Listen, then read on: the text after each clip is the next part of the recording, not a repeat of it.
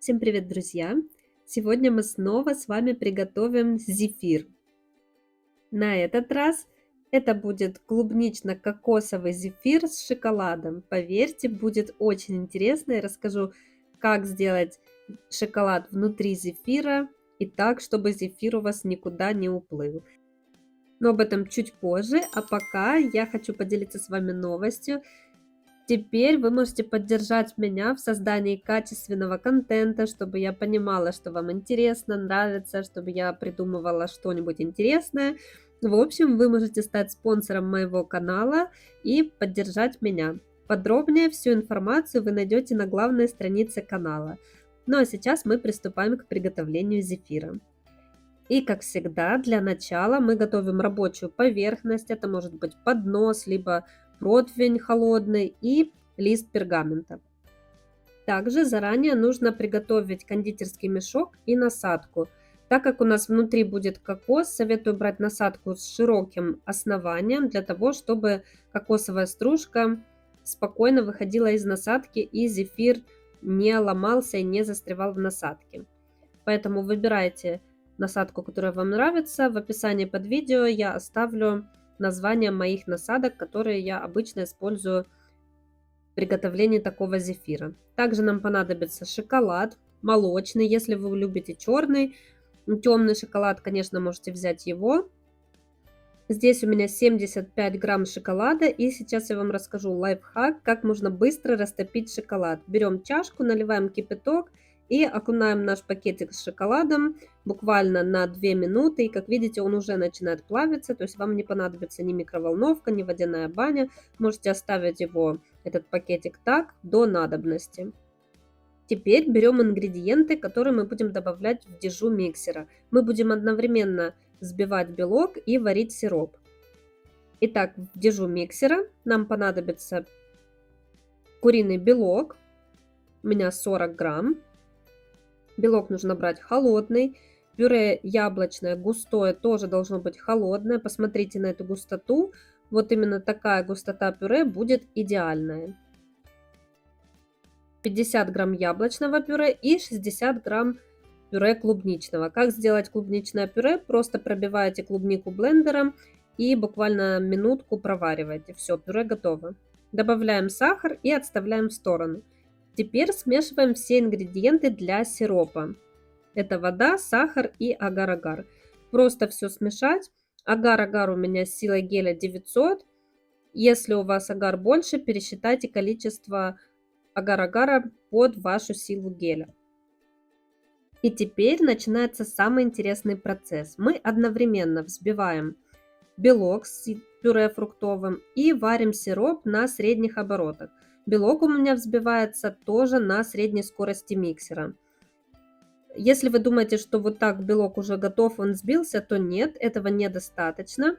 Продолжаем взбивать дальше, иначе ваш зефир просто расплывется. Сироп мы варим 4 минуты после закипания. Температуру можете не спрашивать. Термометры часто обманывают, показывают неправильную температуру. Ориентироваться нужно на консистенцию сиропа и на такие тонкие ниточки. Когда вы видите тонкие ниточки, которые отходят от лопатки, то сироп готов. Это происходит через 4 минуты после варки сиропа. Если вы увидели, что образовалась тоненькая непрерывная нить, то сироп готов.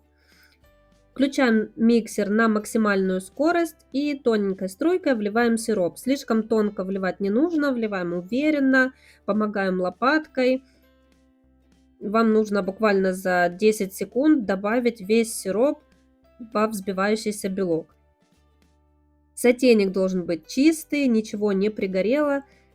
Полностью вышкребать сироп не нужно, достаточно того, что мы уже добавили в чашу. Взбиваем после добавления сиропа 10 секунд, и все, идеальная зефирная масса готова. Сейчас рекомендую вам отставить в сторону венчик, не заливать его водой. Почему, расскажу чуть позже. Итак, берем наш подготовленный кондитерский мешок и слоями выкладываем в кондитерский мешок зефирную массу. То есть сначала выкладываем зефирную массу, поливаем шоколадом, посыпаем кондитерской кокосовой стружкой и закрываем снова зефирной массой. Таким образом мы выкладываем зефирную массу слоями. Для чего мы это делаем? Для того, чтобы зефир остался плотным и не растекся. Если вы просто добавите шоколад в дежу миксера и перемешаете всю нашу зефирную массу, то от количества какао-масла, от шоколада масса зефирная просто поплывет. И зефир вот такой красивый, рельефный уже у вас не получится.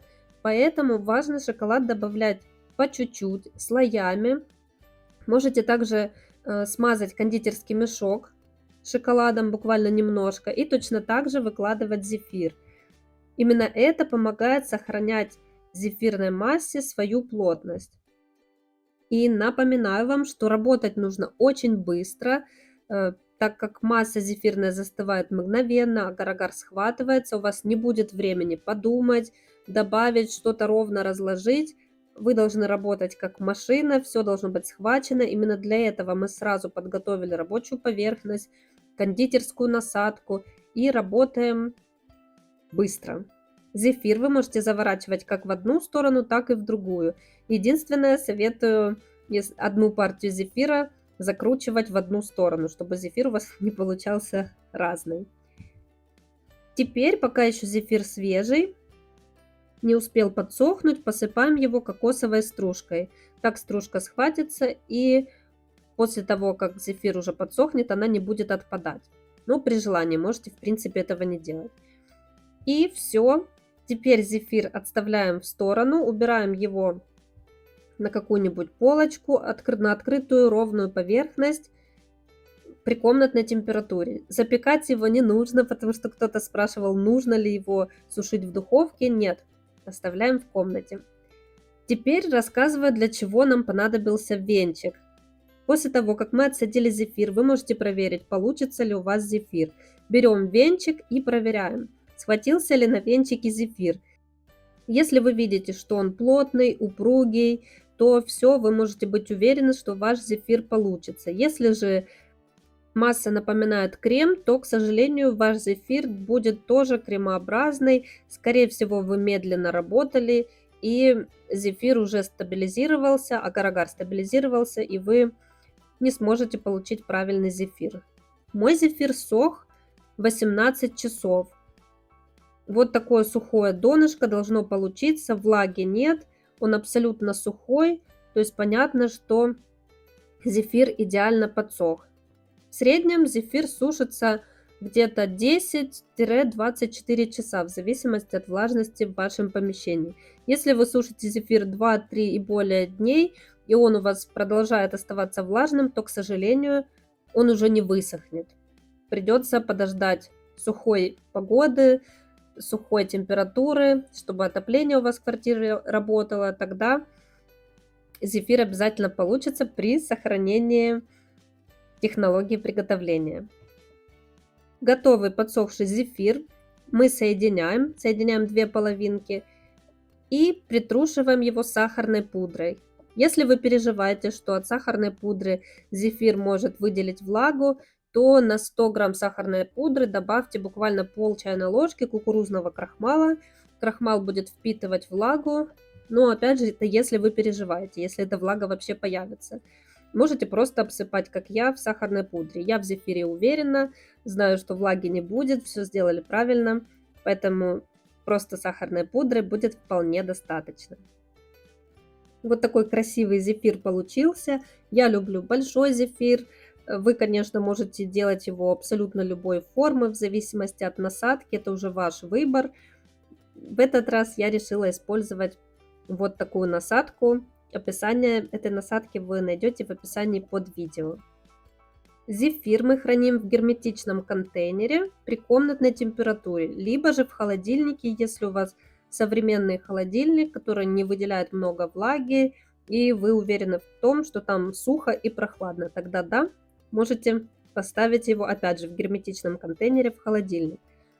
Также такой зефир можно упаковать в красивую коробочку и подарить вашим близким, друзьям. Если вы коробочку собираете сегодня, а дарить ее будете завтра, то просто оберните эту коробку пищевой пленкой или спрячьте в пакет для того, чтобы зефир не подсыхал. Надеюсь, это видео было для вас полезно. Если это так, то напишите мне в комментариях что-нибудь приятное или становитесь спонсором для улучшения контента. Я всегда буду прислушиваться к вашему мнению, видео, которые бы вы хотели получить в дальнейшем. Всем спасибо, берегите себя и до скорых встреч. Всем пока!